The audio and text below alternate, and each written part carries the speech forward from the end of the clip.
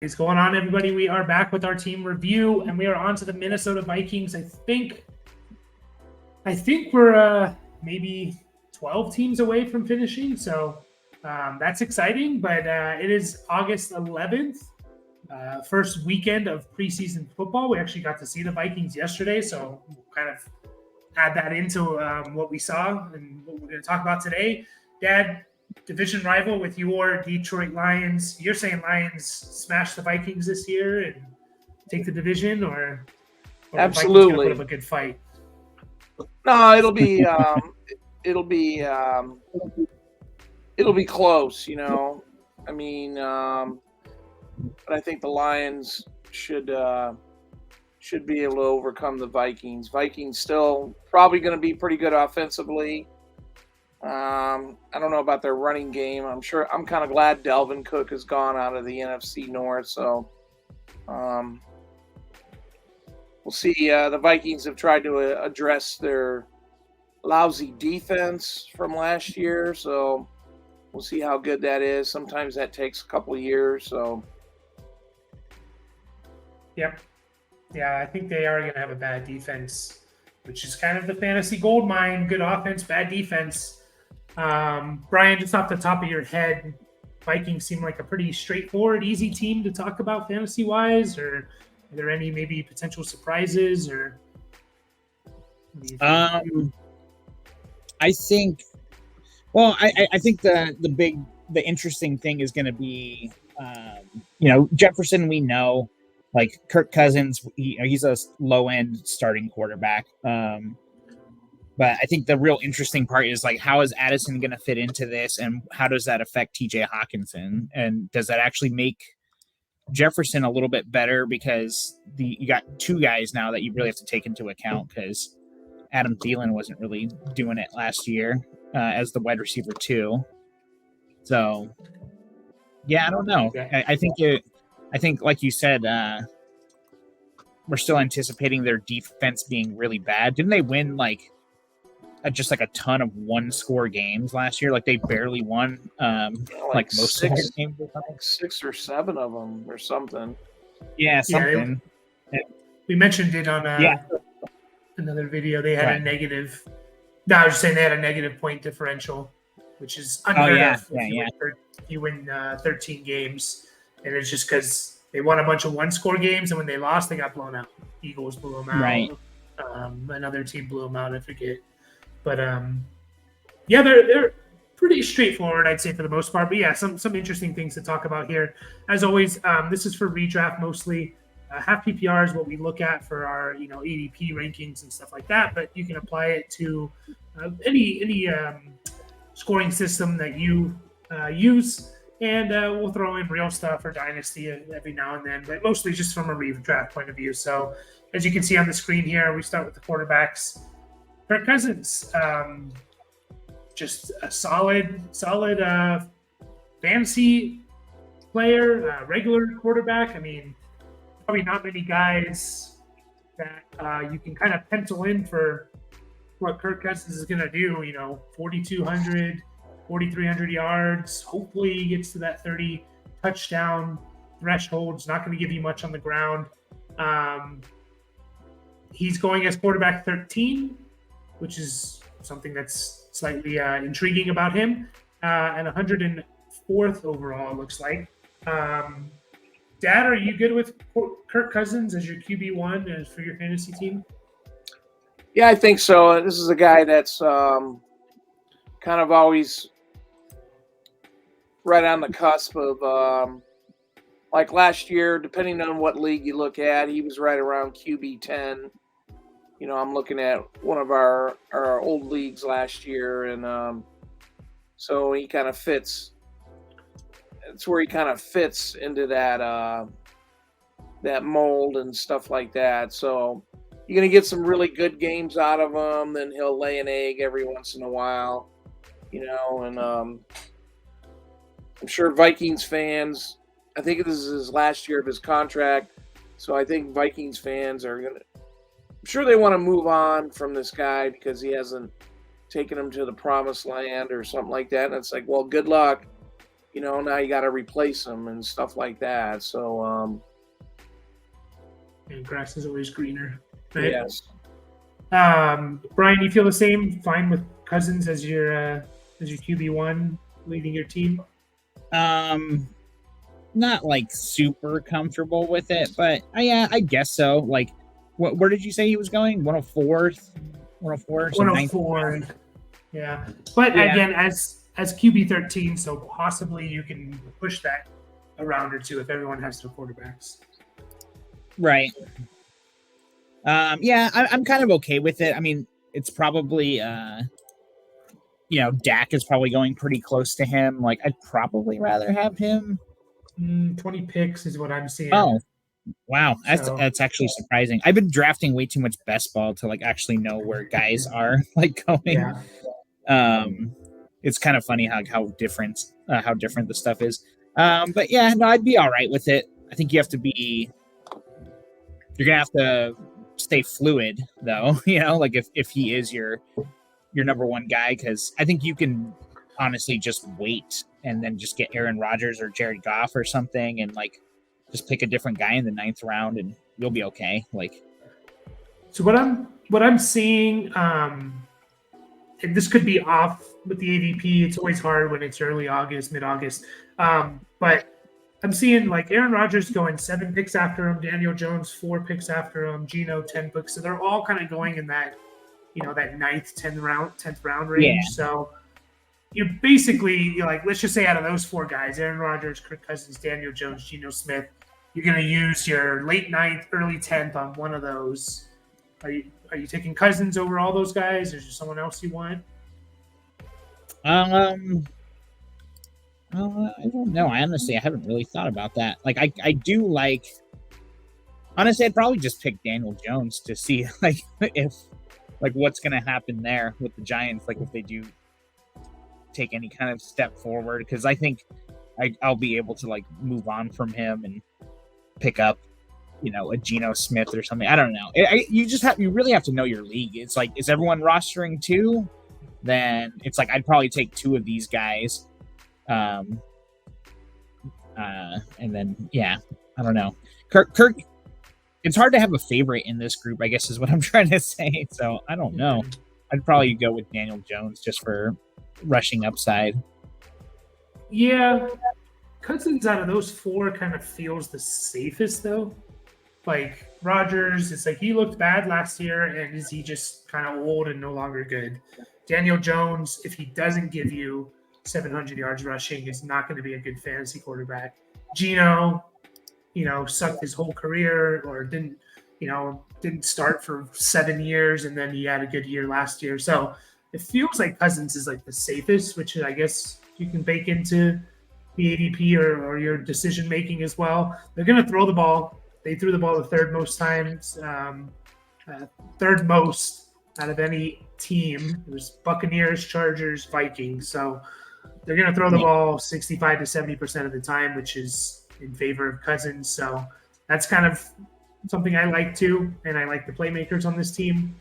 So I'm fine with Cousins. I think he'll give you 18 to 20 points. Like, that's what he's going to give you. And usually, considering people get injured a lot, that is almost guaranteed to put you as like a top 10 quarterback. If everyone stays healthy, you're probably more like right around where he's going, 13th, 14th. But we know that doesn't happen. Kirk Cousins doesn't really have an injury risk, in my opinion. So look at last year, he was QB7, averaging 18 points a game. So it's just kind of a safe 18 to 20. But I'm not going to argue if you prefer Geno, if you prefer Daniel Jones. It's like you said, it's kind of hard to gauge like who's going to be better out of all those guys. But yeah, that's kind of it with the quarterback. The running backs maybe slightly interesting. You got Alexander Madison maybe finally getting his chance as the guy with Dalvin Cook no longer there. They played their preseason game yesterday and they sat Madison, meaning they don't want him to get hurt. They know what they don't need to see anything from him is kind of what I always take out of that. Like, they know what they got. They don't want to risk it. And so he was in street clothes, which should be good for fantasy. Currently, Dad, he's going as the RB21, B6 overall. Are you comfortable if Alexander Madison is your RB2? No, I'm not, because he's done it. He's been asked to do it in short windows, maybe 3 or 4 games at a time and stuff like that. He comes in and he looks pretty good. I don't know.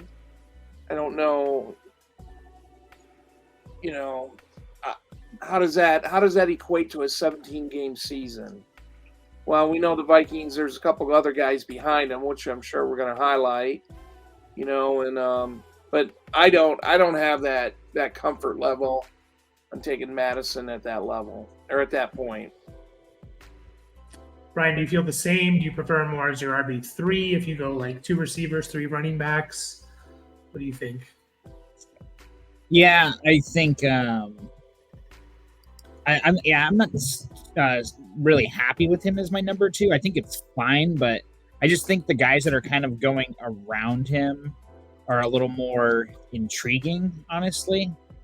Like the receivers, basically, and like he's right around where James Conner is getting drafted, and I know there's we project the offenses to be a lot different between Arizona and the Vikings, but like you said, Mike, like they're gonna throw a ton. We know that Madison will be all right in like the pass catching role if asked to do it.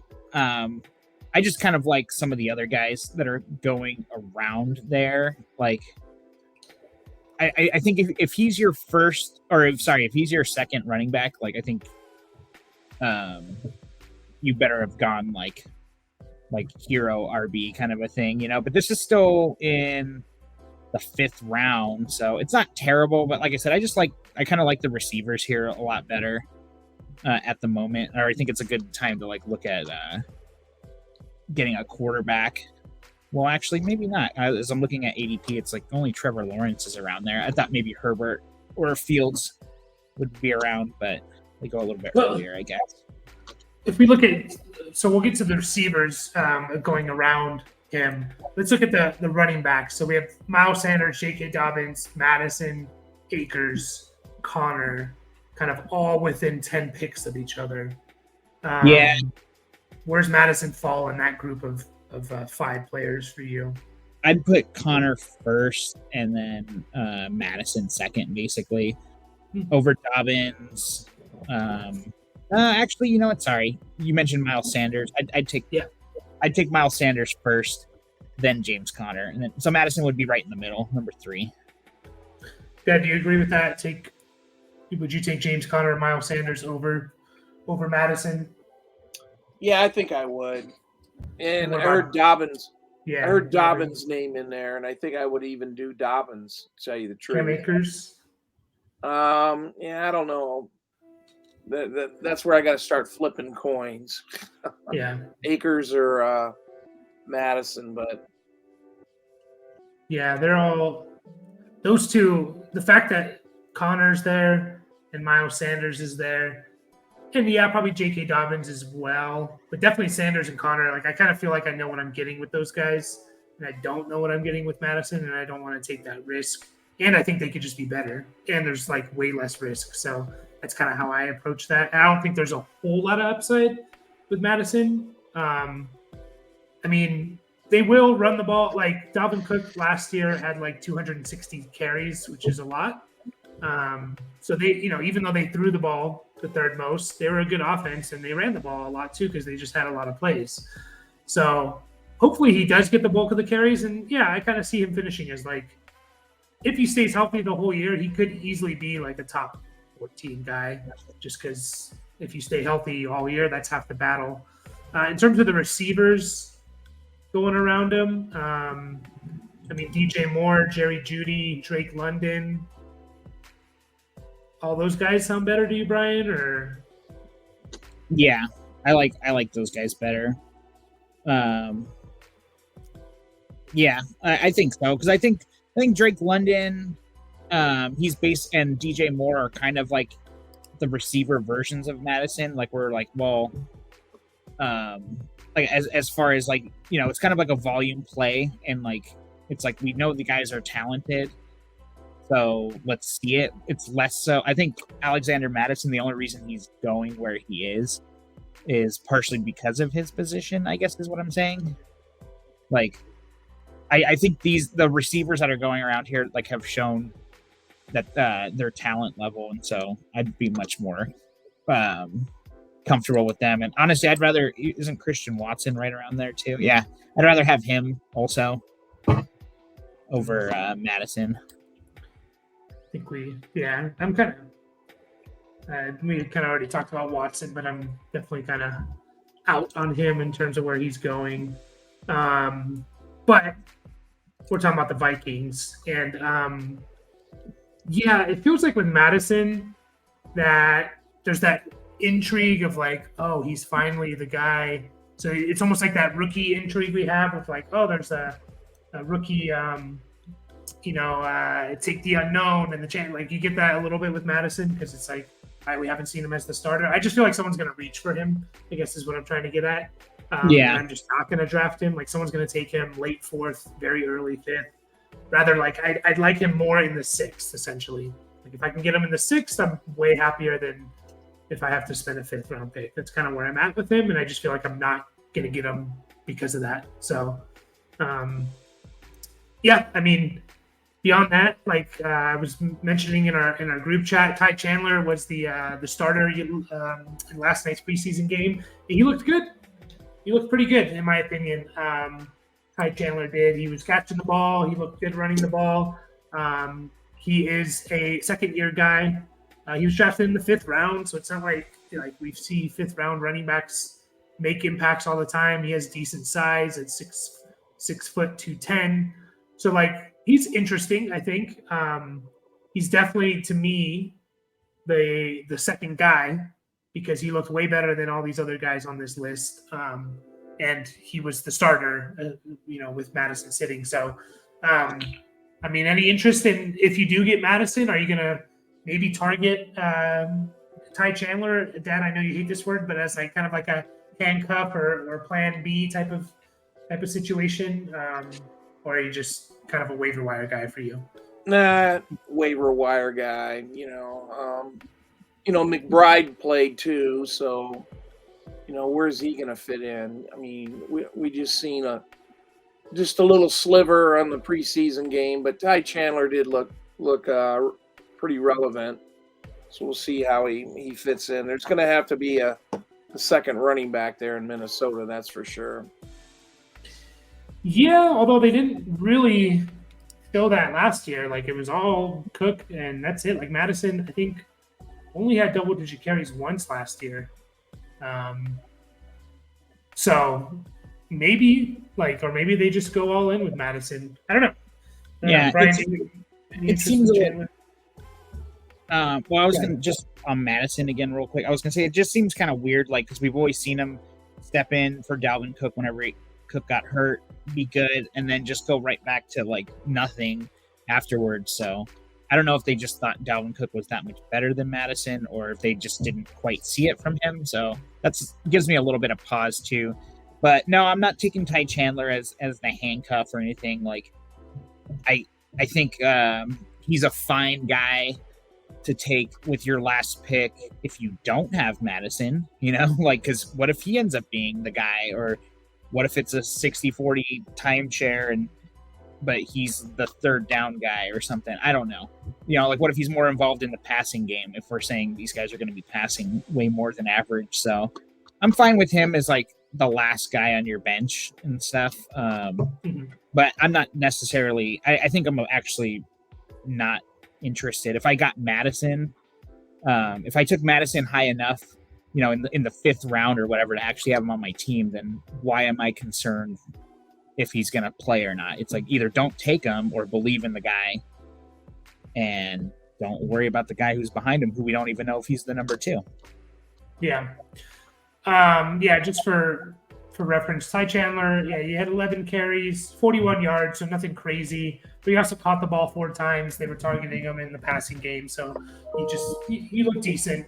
And then with Dwayne McBride, he was pretty clearly like the third or fourth string guy. Like he was returning kicks in the beginning when it was Ty Chandler, and then when Ty Chandler sat in the second half, then Dwayne McBride started to get some carries, but he didn't look too great. I mean, again, it's preseason, first game, can't really judge too much, but I think it's pretty clear. It just cleared up the backfield of like, okay, it's Madison, and they benched him. They don't even need to see anything. And then it was Ty Chandler, and then probably Dwayne McBride. And then last thing before we move on is we did get a sleeper update earlier that Kareem Hunt is visiting the Vikings. So what does that do? If Kareem Hunt signs, are we like, no way in hell Madison 5th, 6th round? Definitely. No, absolutely no way. Like, I don't even like. I think it just pushes him back. Let's say 4 or 5 rounds, probably, honestly. And then, like, I don't know what you do with that situation. Like, maybe you take a shot on him or Kareem Hunt in the 10th round or something. Like, I don't know. There's no way I'm touching it. Like, again, that would just kind of show like how much they have faith in the guy. Like, well, it's kind of funny. They gave him a contract extension in the off season, so they got to have some kind of faith in him. Is it a 17-game faith? I don't think so, but is Kareem Hunt gonna challenge for carries? Yeah, maybe, but yeah, it would almost make me back in on Madison. I think if Kareem Hunt did sign, where if he did drop to like the 9th, 10th round, but okay, I can buy in on that because I'm not necessarily convinced Kareem Hunt's going to just take over and Madison can still be really good. So yeah, it's something to keep in mind though, for sure. Because then there is the possibility of like, is Kareem Hunt just better than Madison, So, which at this point in their careers, who knows? But that is a big question mark. But if I had to pick one of those guys later, I'd probably take Kareem Hunt. like we're talking about 10th round, like they're going back to back ADP. Like I would take Hunt over Madison. I'd probably lean Madison, but it's really kind of a coin flip. The receivers, Justin Jefferson, Jordan Addison, KJ Osborne are the 1, 2, 3. Nothing to talk about with Justin Jefferson. I mean, he deserves, if you want to take him first overall, that's fine. We play half PPR. I'd probably still lean McCaffrey. But again, no one's going to argue with Jefferson being the number 1 pick. Anything you guys want to say revealing about Justin Jefferson, or I don't know if we can say anything that people don't already know. Yeah, Chase is better. No, I'm just kidding. No, I'm just kidding. I think it's funny when people try and make the argument and stuff. Like, I like Jamar Chase, but I think it's hard to say either one is better than the other because it's just so early in their careers and they're both so prolific. But no, yeah, Jefferson, number 1 overall, it's totally fine. There's other guys that could go in front of him. It's totally fine, Yep. But yeah, I think Addison is the more interesting guy. So I'm seeing him on fantasy. Sorry, real quick, Brian. Dad, did you want to say anything on Jefferson? No, everything's don't already know. Pretty much been said. To me, he's clearly number 1, and he's got the quarterback to get him the ball. Chase or Jefferson, it's your choice. If you're in that position, good for you. I don't think you're going to make a wrong decision. So, yeah. Yep. Okay, Brian, go ahead. Addison, where's he going? So I see him at ADP of 90, which is like right. It's kind of in the middle. Is my math right? Is that the middle of the 8th round? Yeah, I think you're right. 8 rounds would be 96. Yeah. So I like him there. Honestly, I would definitely draft him there. It's going as wide receiver 37, right behind JSN. and I'm just looking at the receivers kind of around him. George Pickens is in front of him by a few. Then it's like Dotson, Brandon Cooks, Treylon Burks. Like, yeah, I like taking the shot. There's a lot of vacated targets with Adam Thielen leaving. So we're kind of all saying like, oh, those are all going to go to Addison. You know, obviously there's TJ Hawkinson also, who we haven't talked about yet, but I don't mind taking the shot on Addison. Like, honestly, this is kind of the way I feel about it. Like, where's Hawkinson going? Is he going in the 4th round? Something like that, yeah. Pretty high. I kind of viewed those two guys as kind of like their potential could be essentially the same. So if you can get Addison basically like 4 rounds after Hawkinson, like I'd rather just take him. And I know the positional advantage and everything like that for Hawkinson potentially, but I like Addison with his potential to kind of he's going to be open a lot because there's going to be a lot of attention on Justin Jefferson. So, yep, Dad. Addison, middle of the 8th round. So let's just say you start your draft, and by that time you have 4 receivers at least, and Addison's your 5th or 6th receiver. You totally fine with that. Do you see him being fantasy relevant this year? Yeah, I do, and I think you said it about 5-10 minutes ago that the Vikings were 3rd highest of throwing the ball. Yeah. And that was with Dalvin Cook last year, you know, and now their running game may be slightly reduced, so they're gonna stay at that level of throwing the ball. So there's a lot of catches to go around, a lot of balls, you know, Jefferson, Addison, Hawkinson, and so yeah, I don't have a problem with that. That was a good stat, by the way. Yeah, they're going to throw the hell out of the ball. And like Brian said, Adam Thielen had 107 targets last year. It's not like he was nothing. 107 targets is a lot. That could all kind of go to Addison and doesn't really take away from Hawkinson too much. And also KJ Osborne had 90 targets, which is a lot for, you know, he was kind of the wide receiver 3 and then kind of became like the 4th option when they got Hawkinson. So like, and he still got 90 targets. So like, what if he downticks by 10 and then you give basically all of Thielen's to Addison? You're looking at almost 120 targets. So, and that's a really good number to get to. So I can see kind of all 3 of these guys thriving in terms of Jefferson, Addison, and Hawkinson. And hopefully it kind of funnels to those 3 guys. They didn't throw to the running backs a whole lot. I think Cook only had he had less than 40 catches, I'm pretty sure. So, yeah, I like Addison, especially, you know, I think you'll be a wide receiver 3. Like, I think at worst, I think he's a wide receiver 3, like a flex guy. I shouldn't say at worst. I think that's probably where he finishes, but he has that, you know, he could easily be a top 24 receiver, in my opinion, because of the offense he's on. Especially in PPR, if he gets the volume that we're kind of projecting him for. But yeah, the nice thing is you can take him as like, he could be your 5th wide receiver on your team pretty easily in the 8th round, you know? So, I mean, yeah, wide receiver 4 or 5 on your team, like, cool, take him, you know? You don't have to necessarily start him week 1, you know? Yeah. He could easily be your 5th. I mean, he could, if you don't take a quarterback or tight end, he could be your 6th, and you only have 2 running backs. But I don't know if you want to do that necessarily, but it kind of depends on who's there.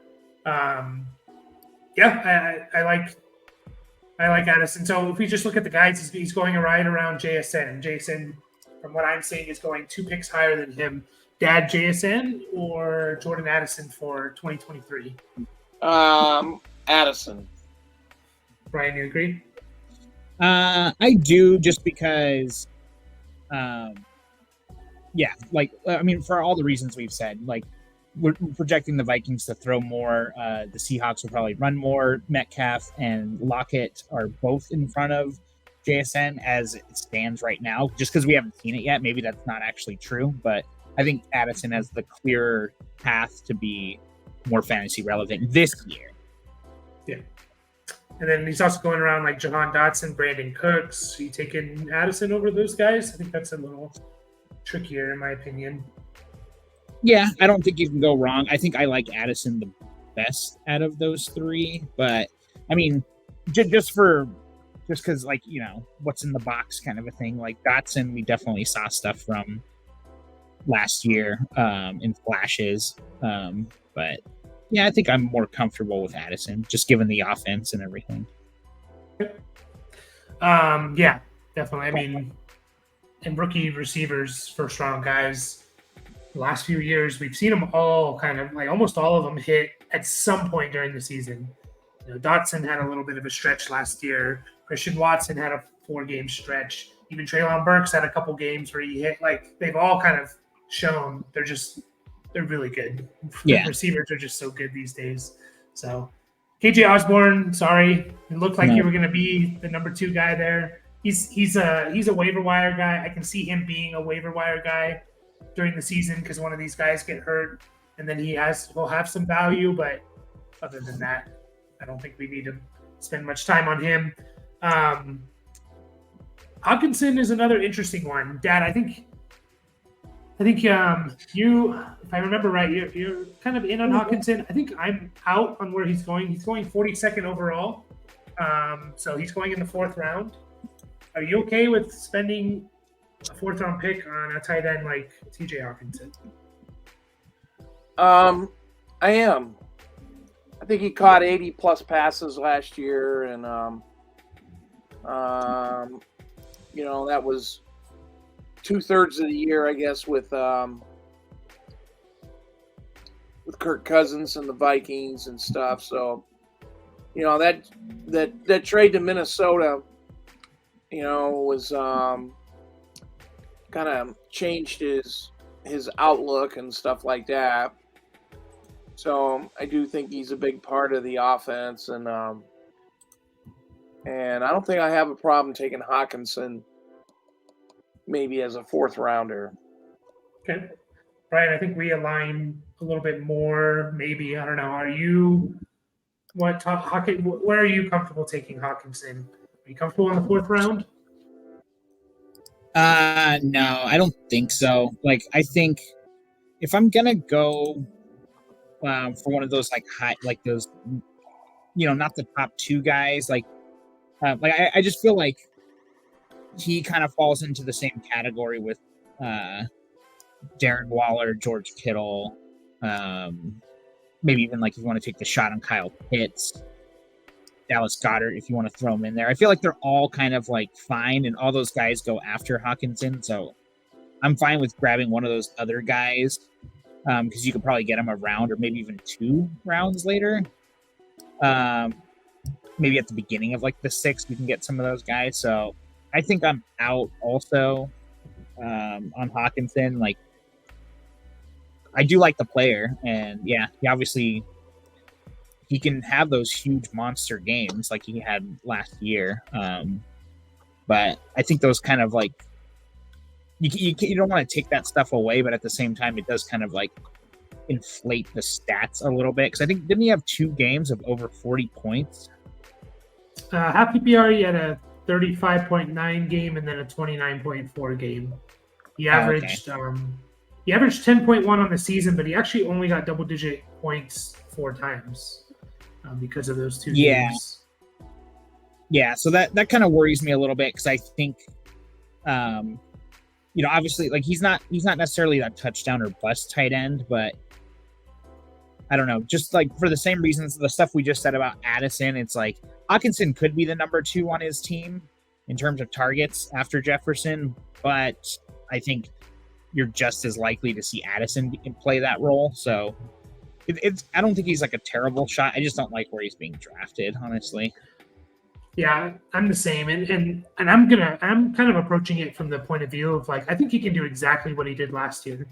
You know, 80 to 90 catches, 900 yards.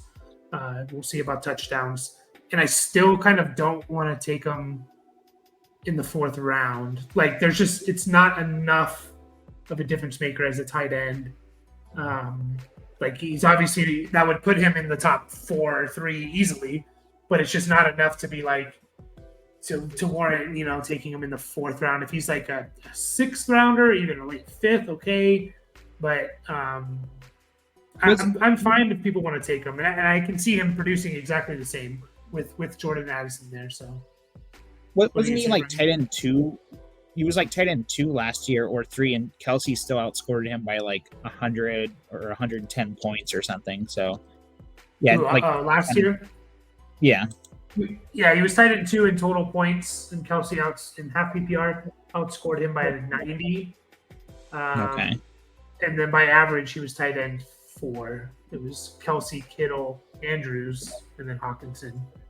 Yeah. So yeah, like the player, don't like the ADP. That's kind of where I'm at, I think. But at the same time, like he is like basically you get like 3 or 4 tight ends that are going to average double-digit points, and he's one of those guys that I think is going to do it. So he is a difference maker, just not enough for me in the 4th round. Like again, he's going around like Keenan Allen. If you tell me Keenan Allen or Hawkinson, like to me, it's like no question. I'm taking Keenan Allen. So in terms of running backs, like Hawkinson or Joe Mixon or Aaron Jones, like I'm taking those guys. So someone's going to take them because someone's going to freak out thinking they need a tight end, and they're going to take. I just don't think I'm going to be rostering Hawkinson. So I wouldn't be surprised if he goes 3rd round, honestly. It's possible. Yeah. But that's it for the Vikings. Any last words, guys? I think a pretty straightforward, easy team there, in my opinion. No, I have nothing. No, just I think there'll be a good fantasy football team. Points wise, they got some assets there, of course, and so we'll see. Yeah, I think they're going to be a little bit of a gold mine. So that's it. We'll be back. I'm not sure off the top of my head who's next. I don't have my list up. Maybe the Patriots or alphabetical. So whatever's after Minnesota. And as always, like the video, subscribe to the channel. We